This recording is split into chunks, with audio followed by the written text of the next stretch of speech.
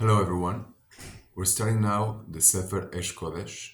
Aish Kodesh is a fascinating book in the sense that it's one of the few books that were written during the times of the Holocaust and they actually survived. It was almost a miracle that the writings of the Aish Kodesh of the Rebbe of Piazetzna and other Sforim, which were compiled later on, they came into our hands many, many years later. Uh, the book is fascinating in many different ways. One of them is the way the Rebbe deals with the experience of suffering in such a raw manner without ever watering it down or trying to just give it like a shallow treaty of the feeling. However, for obvious reasons, he goes into a very crude sensation of what is to be suffering, and I thought this is sadly appropriate for the times we are living through. And but mostly of all, I remember that when the book was found and when the manuscripts were found before it was a book, there was also a personal note from the Rav, and there he promised to everyone who reads and studies from his forum that the Zchut Avot, the merit of the forefathers, will stand by him, and also during those times and during any other time. And that is our tefillah, that the Zchut Avot will stand with us, and mostly at these times with the people of Israel and with the defense forces of Israel. So Bezrat Hashem, shall this be a source of strength for them. Let's begin. The first piece was written for Parashat Chayei Sarah. However, the message I think is relevant for everyone. It begins with the pasuk. The pasuk says, "Vayu Chayei Sarah 100 shana ו20 shana ו7 shanim shnei Chayei Sarah." The years of Sarah were 100, and then 20, and then 7. Those were the years of Sarah, which is interesting the way the Torah puts it by breaking it into 3 different periods, and then goes back and says exactly the same words that said at the beginning, which is Shnei Chayei Sarah. These are the years of Sarah. Pirish Rashi explained why was the Torah choosing such an interesting way to put things together. It says, "Lekach nichteva shana bechol klal uklal." This is the reason why everything was put in a different category. לומר לך שכל אחד נדרש לעצמו. Each one of the periods of time is a drasha on its own. בת 100 כבת 20 לחטא, מה בת 20 כלא חטא, שהרי אינה בת עונשים, אף בת 100 בלא חטא. Meaning, when she was 100 years old is as when she was 20 years old. But being 20 years old in Judaism is being completely free of chatoim, because, says Rashi, the Jewish tradition says that only after a person turns 20, he actually gets punished by his sins, meaning he still has an opportunity to do tshuva without getting any punishment before getting on to the age of 20. So says Rashi, the way it's being set together is for us to understand that she made it into being a very old woman, and she was absolutely clean, absolutely free of sin, just almost as a newborn.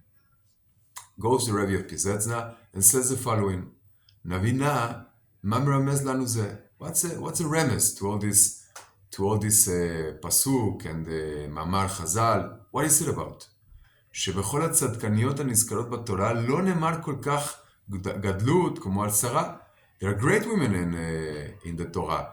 You have Rivka, you have Leah, but yet none of them is remembered the way Sarah is remembered. ועוד זה יותר פלא שגם באברהם אבינו, שנאמר לקמן גם כן שנה בכל כלל, also about Abraham Avinu. Abraham Avinu was also written when he died, klal beklal, 100 and then 80, but there was a difference.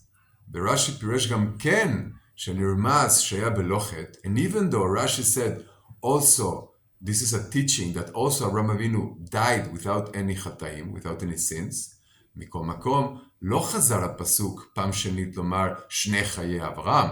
As we said at the beginning, the interesting thing about the pasuk is not only that Sarah had her age broken into different categories, also, it was also that at the end came back to the same phrase of those are Shnei Chayei Sarah. Says the Rebbe of Piazetzna, that's only in Sarah. Even Abraham, the great Abraham Abinu, does not have the same conclusion in the pasuk, כמו בשרה.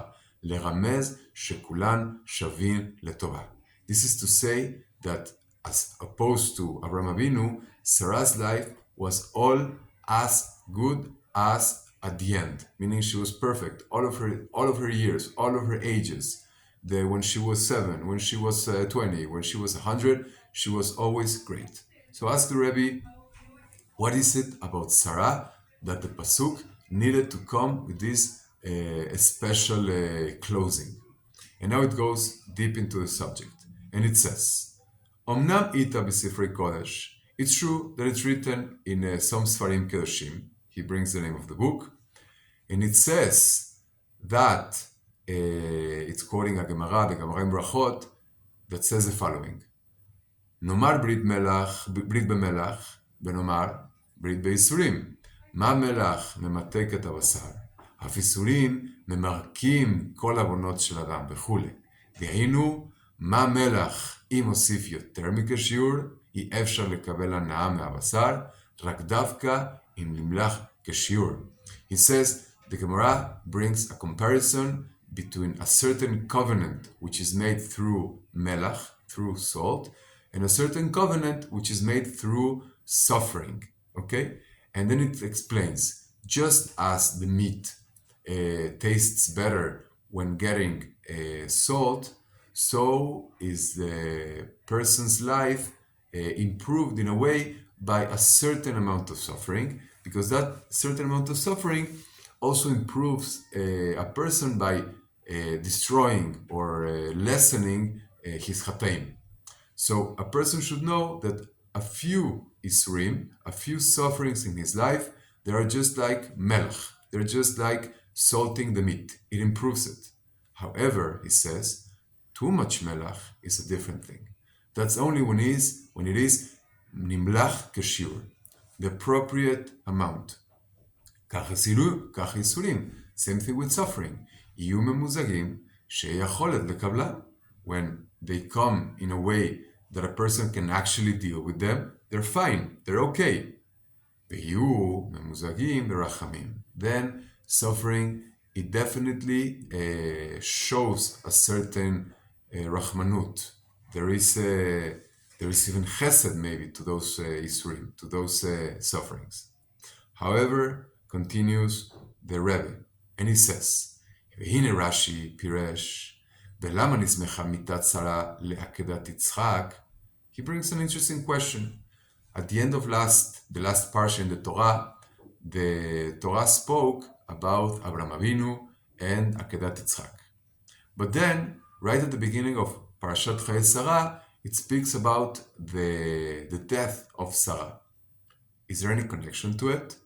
Rashi says, of course there is a connection. What is the connection? למה נסמכה מיתת שרה לעקדת יצחק? שעל ידי בשורת העקדה שנזדמן בנה לשחיטה וכמעט שלא נשחט, פרחה נשמתה ממנה ומתה. Says Rashi, because this comes to teach us that when Sarah heard that Yitzchak was about to be slaughtered, she took it so bad that her soul, even though he wasn't really killed, her soul departed her body. She died. Hainu, continues now the Rebbe of Piazetzna, Hainu, שמשה רבינו ראה מימנה. Moshe, our shepherd, שמח מיתת שרה לעקדת יצחק, כדי להמליץ טוב בעדנו. He put it together to give us an המלצה, to give us some sort of advice. ולהראות שעל ידי ייסורין חס וחלילה יותר מדי, מה נעשה?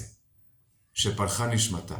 Meaning, Moshe Rabbeinu, he was bedafka, specifically setting together the death of Sarah with the suffering of believing her son was about to be killed, to tell us that we cannot take too much suffering.